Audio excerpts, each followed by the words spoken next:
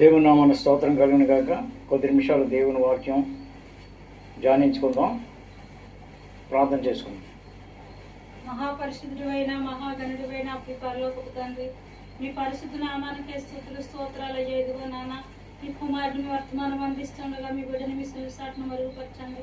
వింటున్న ప్రతి ఒక్క హృదయాల్లో మీ వాక్యం నాయన ఫలింప చెయ్యండి నాయన. మీ వాక్యానుసారంగా నడుచుకునే భాగ్యాన్ని ప్రతి ఒక్కరిలో దయచేయమని నజరేయుడైన యేసయ్య నామమున పెట్టి అడిగి వేడుకొని పొందుకొని ఉన్నాము నా పరలోకపు తండ్రి. ఆమేన్. ఆమేన్. ఈ సమయంలో దేవుని వాక్యంలో నుంచి ఏలియన్స్ని దేవుడు సృష్టించారా అనే అంశం మీద మాట్లాడటానికి కొన్ని విషయాలు మనం ధ్యానించి సత్యాన్ని తెలుసుకుందాం. అంటే ఏలియన్స్ అంటే ఇతర గ్రహాల్లో ఉన్నటువంటి మనుషులు, అంటే భూ సంబంధమైన మనుషులు కాకుండా అంతరిక్షంలో ఉన్నటువంటి మనుషుల్ని ఏలియన్స్ అంటే గ్రహాంతర వాసులు అంటున్నారు. అంచేది ఈ విషయాలు కొన్ని తెలియదు. మరొక విషయం ఏంటంటే ఆదికాండంలో మనం చూసినప్పుడు 6వ అధ్యాయంలో అక్కడ జలప్రళయం వచ్చినప్పుడు అక్కడ కొన్ని విషయాలు దేవుడు చెప్పారు. చూడమా, ఆదికాండం 6వ అధ్యాయము చదువుగా. నరులు భూమి మీద విస్తరింపను ఆరంభించిన తర్వాత కుమార్తెల వారికి పుట్టినప్పుడు దేవుని కుమారులు నరుల కుమార్తెలు చక్కని వారిని చూసి వారితో తమకు మనసు వచ్చిన స్త్రీలను వివాహం చేసుకున్నది. అప్పుడు యెహోవా నా ఆత్మ నరులతో ఎల్లప్పుడూ వాదించదు, వారు తమ అక్రమ విషయముల్లో నర్మంతులై ఉన్నారు, అయినను వారి దినములు 120 కాదు. అంటే ఇక్కడ మనం చూసినప్పుడు మొట్టమొదటి విషయం ఏంటంటే గ్రహాంతర వర్షం. మనం దేవుడు సృష్టించినప్పుడు మనం ఆదికాండం 1వ అధ్యాయం చూస్తే 1వ అధ్యాయం 1లో దేవుడు ఆది యందు భూమి ఆకాశములను సృజించను, అంటే భూమిని ఆకాశాన్ని సృష్టించారు. పరిశుద్ధ గ్రంథంలో అపోస్తలుడైన పౌలు గారు ఒక మాట చెప్తారు, నేను మొదటి ఆకాశం, 2వ ఆకాశం, 3వ ఆకాశానికి ఒకసారి చూశానని చెప్పి అంటాడు పౌలు గారు. కాబట్టి ఏంటి, 1వ ఆకాశం, 2వ ఆకాశం, 3వ ఆకాశం అని చెప్పినప్పుడు ఇక్కడ దేవుడు సృష్టించిన వాటిలో అనేకమైనటువంటి ఉన్నాయని, అనేకమైనటువంటి గ్రహాలు ఉన్నాయి, అనేకమైన ఉపగ్రహాలు ఉన్నాయి, కొన్ని అనేకమైన గ్రహాలు, ఉపగ్రహాలు, తర్వాత దేవుడు సృష్టించిన వాటిలో అనేక ప్రపంచములను తన వాక్కుతో నిర్మించడం అని ఉంది. అంటే ఇంత పెద్ద సృష్టి ఉండేటప్పుడు, అనేక గెలాక్సీలు పాలపొంత ఉండేటప్పుడు, దేవుడు ఇంత పెద్ద సృష్టిని చేసినప్పుడు గ్రహాంతరవాసులు కూడా ఉంటారు కదా అని కొంతమంది చెప్తూ ఉంటారు.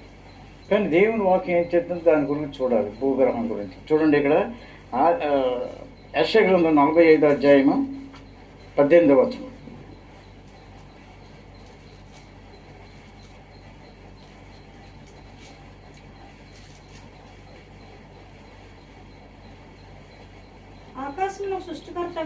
ఆకాశములను సృష్టికర్తయగు యెహోవా దేవుడు ఆయన భూమిని కలుగు చేసి దాన్ని స్థిరపరిచి సిద్ధపరిచి నికారంగా ఉండినట్లు ఆయన దాన్ని నిరాకారంగా ఉండినట్లు ఆయన సృష్టించలేదు.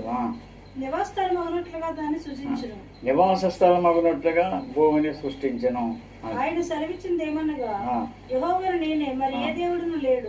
చూసారా, ఇక్కడ దేవుడు ఏం చెప్తున్నారు, నిరాకారంగా ఉండినట్లు నేను సృష్టించలేదు, ఆకారం ఉండినట్లే సృష్టించాను అన్నారు. ఇక్కడ ఆదికాండంలో చూస్తే భూమి నిరాకారంగా శూన్యంగా ఉండును అని చెప్తున్నారు.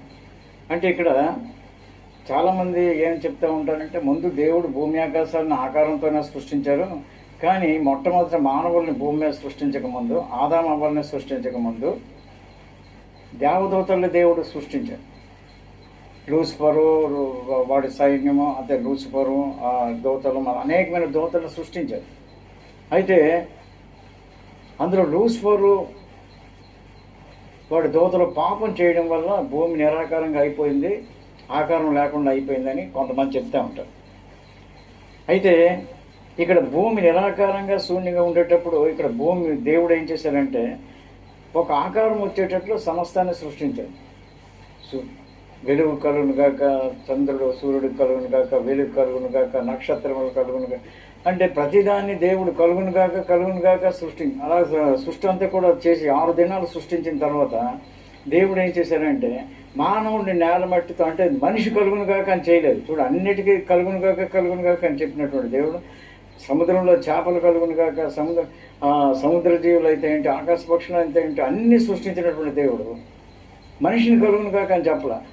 ఎందుకంటే మనిషిని నేల మట్టితో తన స్వరూపంలో చేసి, అంటే తన స్వరూపం అంటే తన ఆకారంలోనే చేసి నాసికా రంధ్రాల్లో జీవాన్ని ఊదినప్పుడు మనుషుడు జీవాత్మ అయ్యాడు. అలాగే నరుడు ఒంటరిగా ఉండటం మంచిది కాదని అతని గాఢ నిద్ర తెప్పించి అవ్వను కూడా ఎముకలను తీసి అవ్వని చేసి మీరు ఫలించి భూమిని నింపండి అని ఆది తల్లిదండ్రులు చేశారు. ఈ విధంగా భూమిలో ఉన్న సమస్తాన్ని కూడా దేవుడు సృష్టించాడు. మరి ఇక్కడ మనం చూస్తే సృష్టికర్త అయినటువంటి దేవుడు మరి ఆదికాండం యోహాను సువార్త 1:2 నుంచి చూస్తే కలిగి ఉన్నదేది ఆయన లేకుండా కలగలేదని బైబిల్ చెప్తుంది. అంటే కలిగి ఉన్నదేది లోపల భూమి కానీ, ఆకాశం కానీ, నక్షత్రాలు కానీ, మనుషులు కానీ, చెట్లు కానీ, పొట్టలు కానీ, పక్షులు కానీ, ఏమైనా సరే కలిగి ఉన్నది ఏది ఆయన లేకుండా కలగలేదు. ఎవరు లేకుండా? యోహాను సువార్త 1:2 అక్కడ రాయబడి వచ్చాడండి, చదవండి. ఆది యందు వాక్యం ఉండెను, వాక్యము దేవుని యొద్ద ఉండెను, వాక్యమే దేవుడై ఉండెను. ఆయన ఆది యందు దేవుని యొద్ద ఉండెను, సమస్తము ఆయన మూలంగా కలిగి. సమస్తము ఆయన మూలంగా. సమస్తం అంటే అర్థం ఏంటి? కంటికి కనిపించింది కానీ, కంటికి కనిపించలేనిది కానీ సమస్తం కూడా ఆయన మూలంగా కలిగింది. కలిగి ఉన్నది ఏది ఆయన లేకుండా కలగలేదు. కలిగి ఉన్నది ఏది ఆయన లేకుండా కలగలేదు. కలిగింది ఆయన లేకుండా కలగలేదు.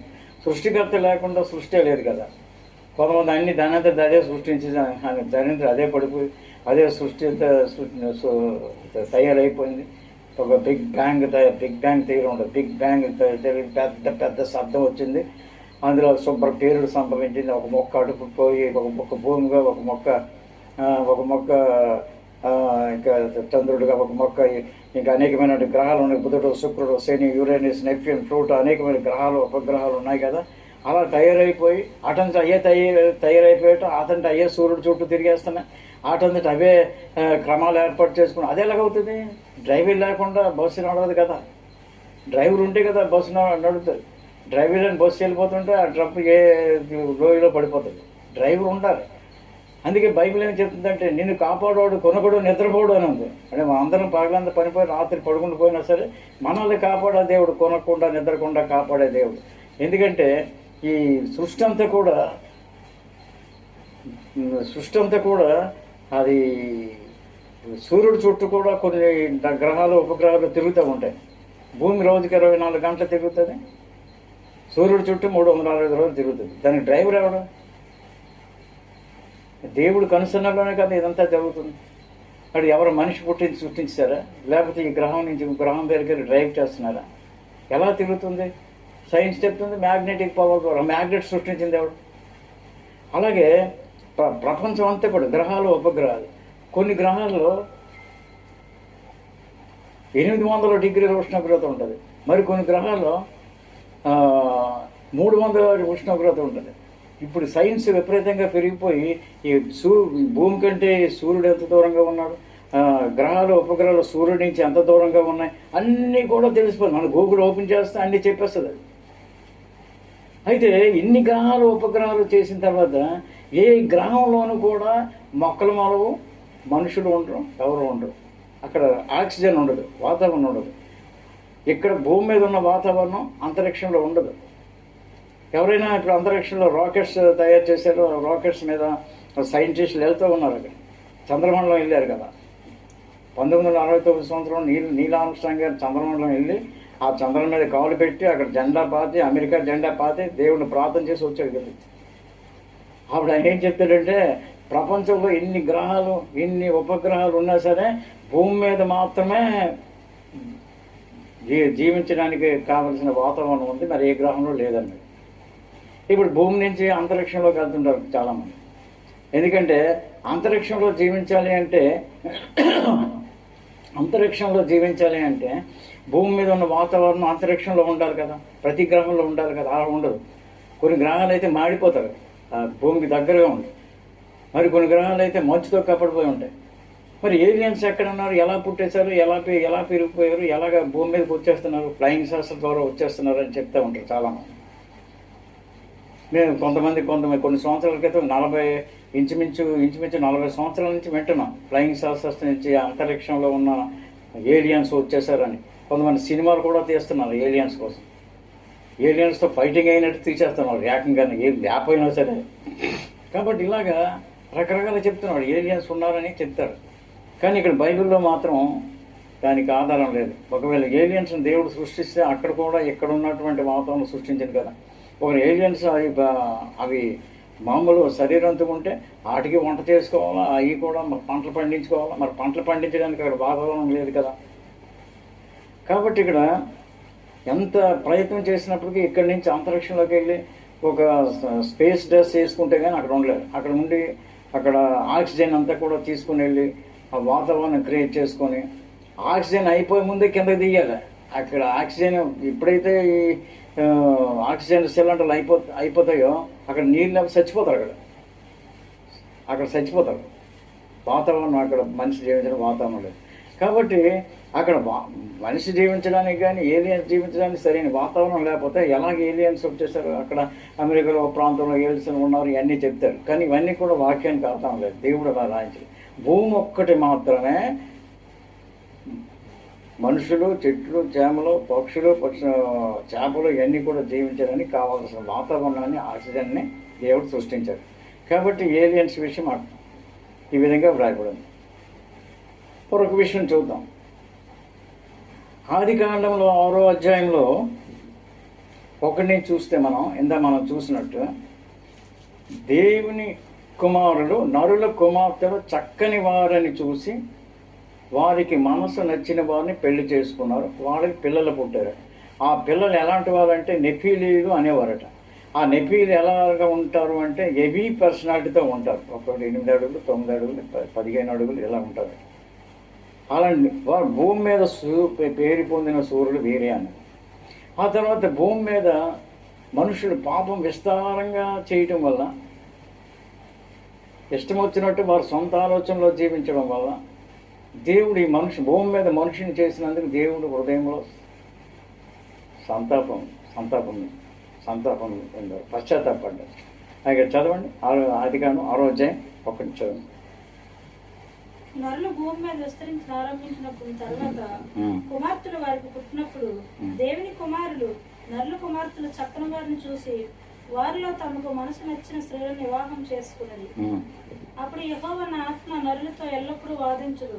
వారు తమ అక్రమిష్టములో నర్మంతులై ఉన్నారు. అయినను వారి దినములు 120 ఏండ్లు అయిన. ఆ దినముల్లో నెఫీలీయులను వారి భూమి మీద ఉండేవి. ఆ తర్వాతన ఉండేవి.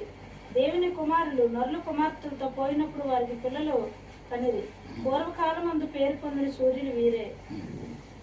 చూసారా, దేవుని కుమారులు నరుల కుమార్తెలతో పెళ్లి చేసుకున్నారట. వారికి నెఫీలీయులు అనే సంతానం పుట్టారు. వారు పేరు పొందిన వీరులు అన్నమాట. జలప్రళయం తర్వాత మొత్తం మనుషులందరినీ దేవుడు నాశనం చేసిన తర్వాత నోవహు ఆయన 3 కొడుకులు 3 కోడళ్ళు మాత్రమే మిగిలారు.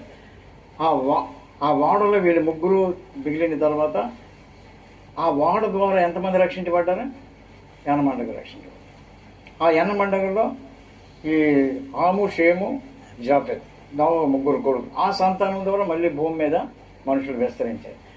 అయితే మరి అందులో అప్పుడు పుట్టిన చనిపోయారు కదా నెఫీలీయులు కానీ ఎవరైనా. ఆ తర్వాత మరితే జలప్రళయం అయిన తర్వాత కూడా నెఫీలీయులు ఉన్నారంటే ఉన్నారు. అయితే ఇక్కడ కొంతమంది ఏం చెప్తున్నారంటే దేవుని కుమారులు అంటే మరి ఎవరో కాదు, దేవదూతలు వచ్చి నరుల కుమార్తెలు పెళ్లి చేసేసుకున్నారు. వాళ్ళకి పుట్టిన పిల్లలే ఈ నెఫీలీయులు అని చెప్తా అంటారు. వారికి మంచి తెలివితేటలు ఉన్నాయి, మంచి శరీర దారుఢ్యం ఉందని చెప్తుంటారు. అయితే దేవుని కుమారులు అంటే ఎవరు? దేవుని కుమారులు అంటే నరుల కుమార్తెలు చక్కని వారిని చూసి పెళ్లి చేసుకున్నారు కదా అని చెప్పి. మరి దేవుని కుమారులు కదా ప్రజలో దేవదూతలకి శరీరం ఉండదు, పెళ్లిళ్ళు చేసుకుంటారు. దేవదూతలు వాళ్ళు ఆత్మలు మాత్రమే, కానీ శరీరులు కాదు, మనుషులకు శరీరులు కాదు. మానవ జన్మ ఎత్తిన వారికే పెళ్ళిళ్ళు ఇవన్నీ జరుగుతాయి, పిల్లలకి అంటారు. కానీ దేవదూతలకు మాత్రం శరీరం ఉండదు. కొంతమంది ఏం చేస్తారంటే పడిపోయిన దేవదూతలు పెళ్లి చేసుకున్నారంట. చదవండి ఇక్కడ 2 పేతురు 2వ అధ్యాయము 4వ వచనం చదవండి. దేవదూతలు పాపం చేసినప్పుడు దేవుడు వారిని విడిచిపెట్టక పాతాళమందుని కటిక చీకటి గల బేలములతో త్రోసివేసి తీర్పు కాలంలో ఉంచుటకు వారికి అప్పగించారు. చూసారా, దేవదూతలు పాపం చేసినప్పుడు దేవుడు వారిని ఏం చేశారట, పాతాళ లోకం ఉంది కటిక చీకటి బెలం అనే ప్రదేశంలో వాళ్ళని బంధించారు, వాళ్ళు పాపం చేసినప్పుడు. తర్వాత యోధ 6వ అధ్యాయం 7వ వచనం చదువు. యోధ అదే ప్రకటన గ్రంథం యువతలో ఉంటుంది. మరియు తమ ప్రధానత్వమును నిలుపుకొనక తమ నివాసస్థలమును విడిచిన దేవదూతలను మహాదినము జరుగు తీర్పు వరకు కటక చీకట్లో నిత్య శాస్త్రములో ఆయన బంధించి. ఇక్కడ యోధ కూడా చెప్తున్నారు, దేవదూతలు పడిపోయిన దేవదూతలు పాపం చేసినప్పుడు తీర్పు దినం వరకు ఒక కటిక చీకటి బెలంలోని వాళ్ళు బంధించేశారన్న. అది ఈ పడిపోయిన దేవదూతలట నరుల కుమార్తెలు పెళ్లి చేసుకున్నారు. అందుకే దేవుని కుమారులు నరుల కుమార్తెలు పెళ్లి చేసుకున్నారని బైబిల్ చెప్తుంది అని అంటున్నారు. అది పడిపోయిన దేవదూతలు దెయ్యాలుగా ఉన్నారు, కానీ దేవుని కుమారులు ఎలాగవుతారు? అది వాక్యానికి వ్యతిరేకం కదా. ఇక్కడ చూడండి, యోబు గ్రంథం 1వ అధ్యాయం 6వ వచనం.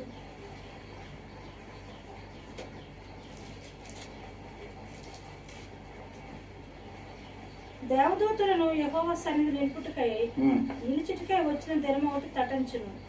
ఆ దినమున అపవాదగువాడును వారితో కలిసి వచ్చును. దేవుని కుమారులు అంటారు.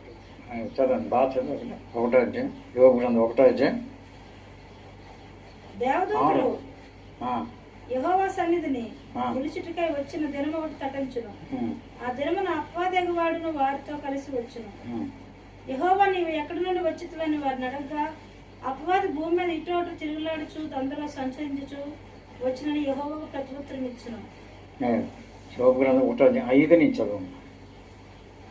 వారి విందుతలను పూర్తి కాగా యోబు తన కుమారులను పాపం చేసి తమ హృదయంలో దేవుని దూషించుతారేమని వారి నిమిత్తమును వారిని పిలవనంపించి పవిత్రపరిచి అరుణోదయమే లేచి వారిలో ఒక్కొక్క నిమిత్తము దహన బలులు అర్పించుచు వచ్చును. యోబు నిత్యము అలా చేయుచుండును. దేవదూతలు యెహోవా సన్నిధి నిలుచుటకై వచ్చిన దినమొకటి తటంచును. ఆ దినమున అపవాదగువాడును వారితో కలిసి. దేవదూతలను ఉందా, దేవుని కుమారులను ఉందా?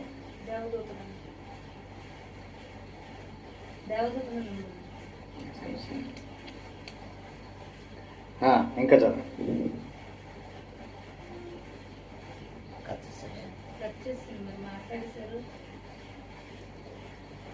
అలా మాట్లాడుతాను ఒకసారి ఆపున్నాయి.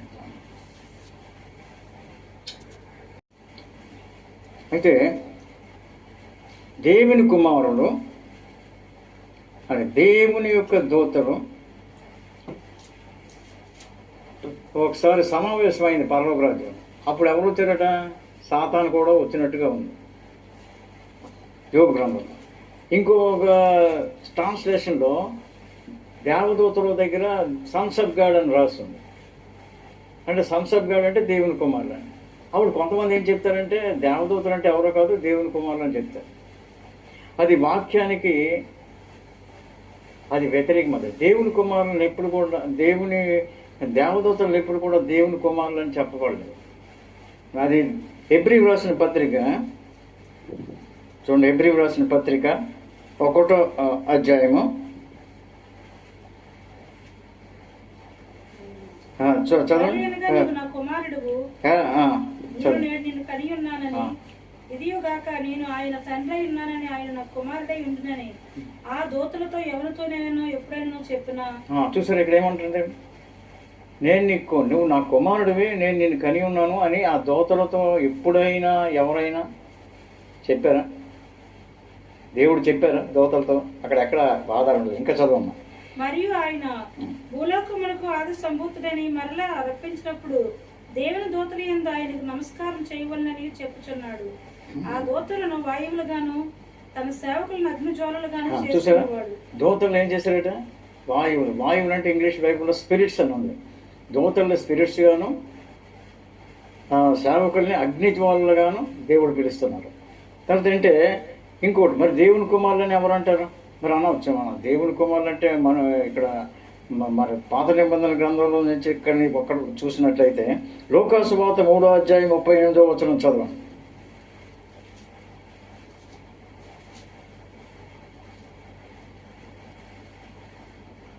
లోకాసు వార్త 3వ అధ్యాయం 38.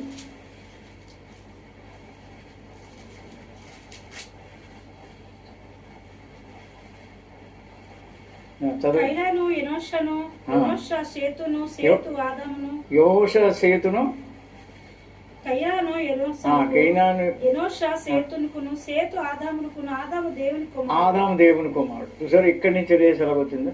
సేతు దగ్గర నుంచి దేవుణ్ణి ఆరాధించే బిడ్డలందరినీ కూడా ఏం చెప్పారు? ఏమని పిలిచారు? దేవుని కుమారులు అని పిలిచారు. ఆదామును కూడా దేవుని కుమారుడు అని పిలిచారు. మనుషులు వాళ్ళందరూ దేవుడు సృష్టించిన మనుషులే దేవుని ఊపిరితో జన్మించారు. అప్పుడు దేవుని కుమారులు అన్నారు, కానీ దేవదూతలు అనలేదు. రైతులు దేవదూతలే దేవుని కుమారులు అనలేదు. ఇక్కడ అదే విధంగా చదువుదాం. హెబ్రీ 13:14 చదవం. దేవదూతలు దేవుడు ఎందుకు సృష్టించారు?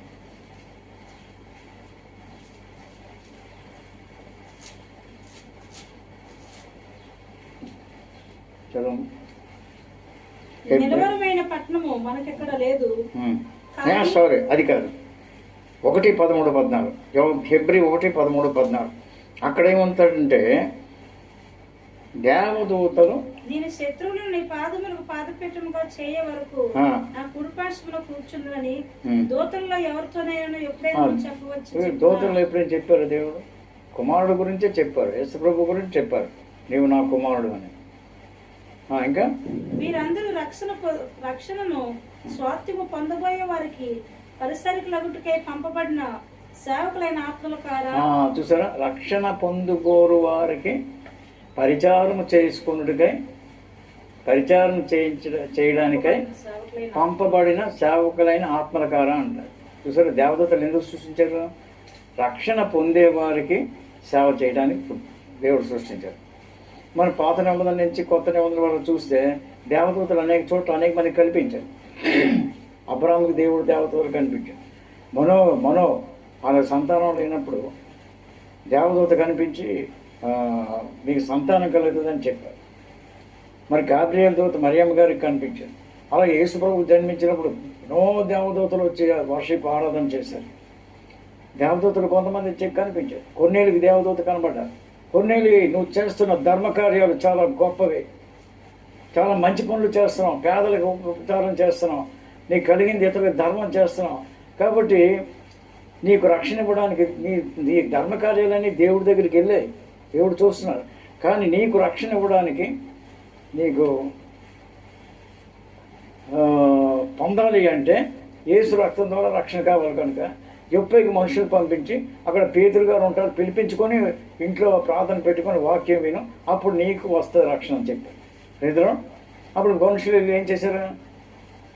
పేతురు దగ్గరికి వెళ్ళి అయ్యగారు మా శతాధిపతి అయిన ఒక అధికారి అతను కమాండర్ అధికారి, అతనికి దేవదూత కనబడ్డారయ్యా, మీ పేరు చెప్పారు, మీ దగ్గరికి పంపించారు, మా ఇంట్లో వాక్యం చెప్పమని పంపించారంటే అప్పుడు పేతురు వచ్చాడు. పేతురు వచ్చి ఏం చేశారు? వాక్యం చెప్పాడు. ఆ బోధ విన్న వారందరి మీదకి పరిశుద్ధాత్మ వచ్చారు. పేతురు ప్రసంగించుండగా ఆ బోధ విన్న వారందరి మీదకి పరిశుద్ధాత్మ దిగింది. ఇంకా పేతురు మెసేజ్ క్లోజ్ చేయకుండానే పరిశుద్ధాత్మ అభిషేకం వచ్చేసింది వాళ్ళ మీద. వెంటనే వారందరూ ఏం చేశారు? ఇది పరిశుద్ధాత్మ పొందారని అలా గుర్తించారట. వారు భాషలు మాట్లాడుతూ ప్రవచించడం మొదలుపెట్టారు. పేతురు ఇంకా అన్ని జనులే ఇంకా ఫస్ట్ టైం వాక్యం విన్నారు. వాళ్ళకి దేవుడు ప్రవచనం చెప్పేటటువంటి స్థితిలో ఇచ్చారు. పరిశుద్ధాత్మ పొందినప్పుడు ప్రవచించడం, భాషలు మాట్లాడడం చేస్తారు. కాబట్టి అంత గొప్ప కార్యం జరిగింది. ఈ రక్షణ కార్యం జరగడానికి దేవుడు సువార్తను ప్రకటించడానికి మనుషుల్నే ఏర్పాటు చేసుకున్నారు. కానీ రక్షణ పొందిన దేవుని బిడ్డలు, సేవకులు, అపోస్తలులు ఏర్పాటు చేసుకున్నారు. కానీ దేవదూతలు సువార్తకి చెప్పడానికి అపాయింట్ చేయలేదు కొత్త నిబంధనలో. అంటే వార్త ఇవ్వడానికి వచ్చారు, వార్త చెప్పడానికి. నువ్వు పలానా దగ్గరికి వెళ్ళి సువార్త చెప్పుకోవాలి. మరి ఇక్కడ స్టెఫను రాళ్లతో కొట్టి చంపబడినప్పుడు దేవదూతలు ఉన్నారు కదా అక్కడ. ఎందుకు అక్కడ దేవుడు మనుషులకి ఆన్ చేయడానికి ఇవ్వలేదు, కానీ శ్రమలు పొందడానికి దేవుడు అనుమతించారు. ఒకసారి యేసుప్రభు కూడా అరెస్ట్ చేయడానికి వచ్చినప్పుడు పేతురు గారు ఏం చేస్తారు, నా ప్రభువు నేను అరెస్ట్ చేస్తావురా అని కత్తి పట్టుకుని పెద్ద బాడీ గార్డ్ లాగా పడేమని నరికేశాడు. బుర్ర మీద నరికాడు, కానీ ఆ బుర్ర తప్పిపోయి ఇక్కడ పడిపోయింది, చెవి మీద పడిపోయింది చెవి. కాబట్టి ఇక్కడ దేవుడు మళ్ళీ ఆ చెవిని అతికారు. పేతురు నీ కత్తి బొరలో పెట్టు, ఇప్పుడు నేను నా తండ్రిని కోరుకుంటే కోటాను దేవదూతలు వస్తారు నన్ను రక్షించడానికి, నువ్వు రక్షించడం ఏంటి అంటే దేవుడు ఇక్కడ శ్రమలు అనుభవించడానికి అనుమతించారు, అప్సాక్షులు అవ్వడానికి దేవుడు అనుమతించారు. కాబట్టి ఎవరైనా హింసలు పెట్టినప్పుడు దేవదూతలు పంపించరు దేవుడు. ఎందుకంటే అది ఆ హింసలు పెట్టేవారు కూడా రక్షించబడాలి, దేవదూతల ద్వారా నాశనం చేసేస్తే ఇంకేమైనా ఉంటుంది సృష్టి. అంచేత ఇక్కడ దేవుని వాక్యం ఈ విధంగా మనకు బోధిస్తుంది. దేవదూతలు ఉన్నారు, వాళ్ళు దేవుని కుమారులను పిలవబడలేదు, కానీ రక్షణ పొందని వారికి సహాయం చేస్తారు. మరి ఇక్కడ ఎలాగా ఈ వాక్యం బోధిస్తారు? దేవదూతలు వచ్చారు, మనుషు నరుల కుమార్తెలు పెళ్లి చేసుకున్నారు, వాళ్ళే పేరు పొందిన సూర్యులు అని చెప్పి కొంతమంది బోధిస్తుంటారు. అది వాక్యానికి వ్యతిరేకం. దేవదూతలకు శరీరాలు ఉండవు, వాళ్ళ ఆత్మలు మాత్రమే. గాబ్రియేలు, మిఖాయేలు, రఫాయేలు అనేకమైన ఉన్నారు దేవదూతలు. రైతులు కాబట్టి ఈ వాక్యం ఈ విధంగా దేవుని కుమారులు అంటే ఎవరు మరి విషయాలు చూద్దాం. యోహాను రాసిన పత్రిక 3వ అధ్యాయం 7 నిమిషాలు.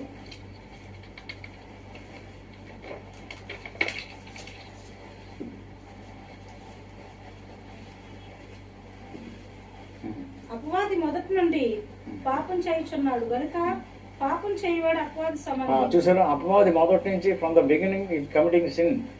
పాపం చేసేవాడు అపవాది సంబంధి, దేవుని సంబంధిగా.